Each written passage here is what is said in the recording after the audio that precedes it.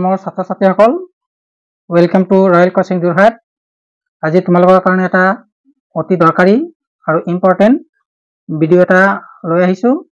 এই ভিডিঅ'টোত তোমালোকক প্ৰি ফাইনেল এক্সামত 2024ত আহিবলগীয়া ইম্পৰ্টেণ্ট প্ৰশ্নসমূহ তোমালোকক দেখাই দিব খুজিছোঁ। সেইবোৰ তোমালোকে কিতাপত ভালকৈ চালে নিশ্চয় পৰীক্ষা ভাল হ'ব।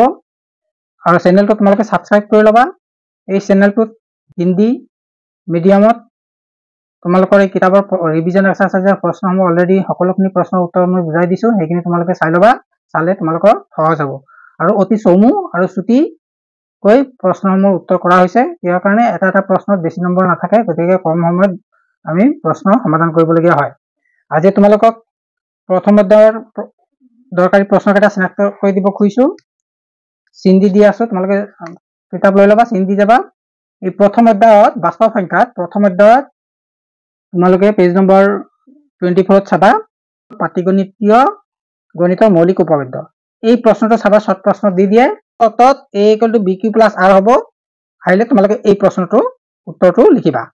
নেক্সট আহা তোমালোকৰ উপপাদ্য যিটো আছে, উপপাদ্য 1.1 ইউক্লিডৰ বিভাজন প্ৰমেয়িকা, এই প্ৰমেয়িকাটো তোমালোকে চাবা। নেক্সট পেজত আহা, পেজ নম্বৰ 30 চাবা উদাহৰণ 2টো, এইটো চিন দি লোৱা। আৰু উদাহৰণ 3টো আহে, এই দুটা ভালকে চাবা। তাৰপিছত অনুশীলনী 1.1ত চোৱা, এই 1 নম্বৰ প্ৰশ্ন চাবা। ইয়াৰ ভিতৰত আটাইতকৈ ইম্পৰ্টেণ্ট তোমাৰ এইটো আহি থাকে, প্ৰথমটো। আৰু তোমাৰ এইটো 3টো চাবা, এইটো 4টো চাবা। এইকেইটা তোমালোকে প্ৰেক্টিচ কৰিবা। আৰু নেক্সট 2টো চাবা, 2 ইম্পৰ্টেণ্ট। তাৰপিছত তোমালোকৰ এইটো 4 ইম্পৰ্টেণ্ট চাবা, 4টো চাবা। আৰু 5টো, এইকেইটা অংক ইয়াত চালে হৈ যাব।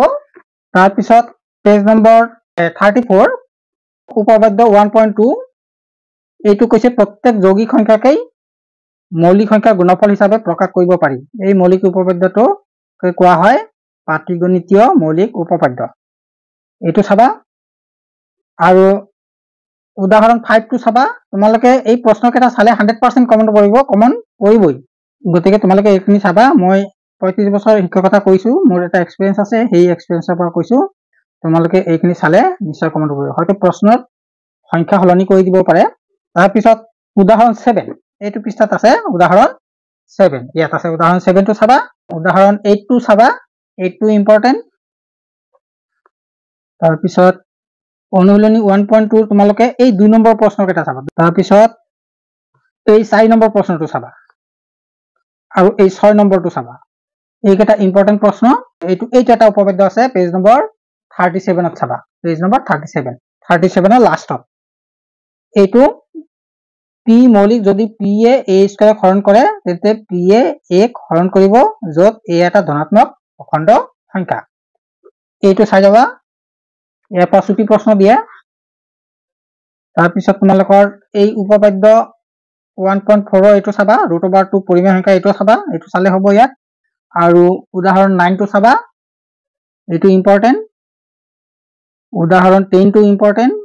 এই উদাহৰণৰ অংককেইটা চাবা তোমালোকে, উদাহৰণৰ পৰা এক্সামত দিয়ে। কিবা বুজি নাপালে তোমালোকে কমেণ্ট কৰিবা, কমেণ্ট কৰিলে মই দৰকাৰ হ'লে মই ভিডিঅ' কৰি বুজাই দিম। নেক্সট উদাহৰণ 11টো চাবা, এইটো এটা, এইকেইটাৰ ভিতৰত কমন পৰিবই। আৰু এটা আছে অনুশীলনী 1.3 কুৱেশ্যন নম্বৰ 3 3 নম্বৰ প্ৰশ্নটো, এইকেইটা ভালকে চাবা।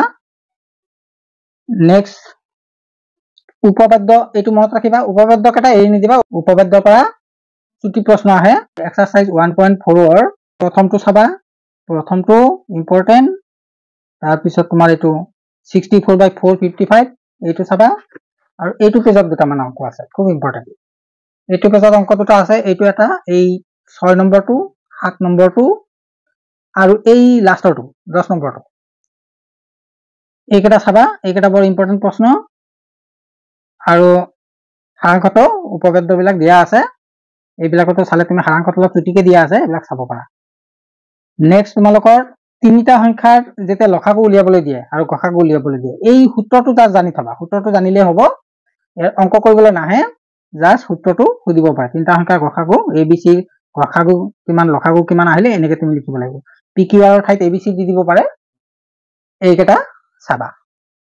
নেক্সট আহিছো দ্বিতীয় অধ্যায়লৈ বহুপদ চেপ্টাৰটোত তোমালোকৰ এইকেইটা চাবা ৰৈখিক বহুপদ কাক বোলে আহিব পাৰে এটা উদাহৰণ দিয়া বুলি আহিব পাৰে এইটো চাবা দ্বিঘাত বহুপদ কাক বোলে এটা উদাহৰণ দিয়া এনেকা প্ৰশ্ন আৰু বহুপদৰ মাত্ৰা বুলিলে কি বুজা এই এনেকা প্ৰশ্ন তোমালোকে ছুটি প্ৰশ্নৰ কাৰণে চাবা তাৰ পিছত ত্ৰিঘাত বহুপদ কাক বোলে এইটো এটা ওপৰত এটা আছে এইটো চাবা এটা উদাহৰণ দিব খুজিলে এই উদাহৰণটো দি দিলে হৈ গ'ল a b c d ৰ ঠাইত তুমি সংখ্যা লিখি দিব পাৰা যিকোনো সংখ্যা তাৰ পিছত এইটো এটা চাবা a + b ৰ শূন্য minus b by a plus b শূন্য কিমান যেনেকৈ তোমালোকক দিলে 3x plus 2 শূন্য কিমান তাৰ মানে এই b টো মাইনাস হৈছে তাৰ মানে 2 টো মাইনাস হ'ব 3 টো ডিভাইড হ'ব তাৰ পিছত এই ফৰ্মুলা বিলাক চাবা দুটা শূন্য দুটা সমষ্টি এই ফৰ্মুলা শূন্য দুটা গুণফল c by a এই উদাহৰণ 2 টো চাবা উদাহৰণ 3 টো চাবা এই উদাহৰণ 4 টো ইম্পৰ্টেন্ট এটো চাবা এই উদাহৰণ অংককেইটা চাবা ইয়াৰ অংককেইটা সহজ আছে তাৰ নহয়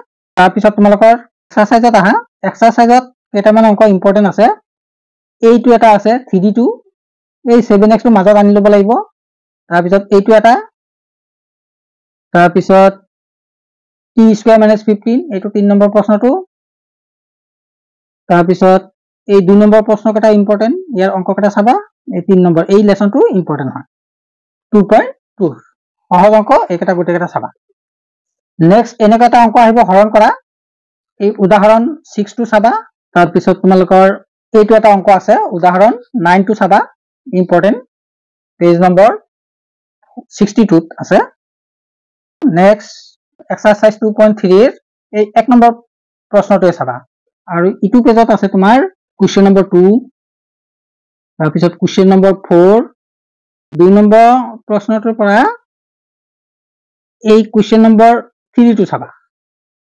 আৰু এই 3 নম্বৰ প্ৰশ্নটো প্ৰায় আহি থাকে এনেকা টাইপৰ প্ৰশ্ন এটা আহিবই কম্পালসৰি এটা 100% কমন প্ৰশ্ন সংখ্যা দুটা হলাই দিব পাৰে প্ৰশ্ন একেই থাকিব গতিকে এনেকা এটা উদাহৰণ তোমাৰ ইটো পেজতো দেখা দিছো এইটো এই 9 এটা আছে এইটো এটা আছে তদুপৰি তোমাৰ এই কোৱেশ্চন নম্বৰ 4 টো চাবা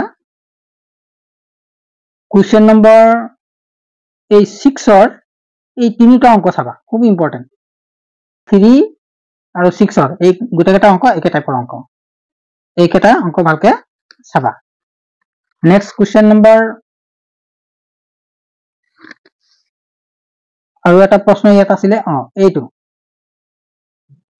কোৱেশ্চন নম্বৰ 7 ৰ 1 টো চাবা কোৱেশ্চন নম্বৰ 7 ৰ 1 টো চাবা তো আশা কৰিছো তোমালোকে ভিডিওটো কেনেকৈ পালা জনাবা চেনেলটো সাবস্ক্ৰাইব কৰি লবা ইয়াৰ পিছত মই তোমালোকৰ নম্বৰ চেপ্টাৰৰ পৰা প্ৰশ্ন উত্তৰ বাছি দিম মই যেনেকৈ বাছি দিম হেকেটা তোমালোকে চাই গলে 100% তোমালোকৰ কমন পৰিব আৰু ফেল কৰা কোনো প্ৰশ্ন নাহে সকলোৱে পাস কৰিব পাৰিবা আশা কৰিছো তোমালোকে মন দি পঢ়িবা ভালকৈ পৰীক্ষা দিবা পৰীক্ষালৈ সকলোকে শুভেচ্ছা জনাই সামৰিছো ধন্যবাদ থ্যাংক ইউ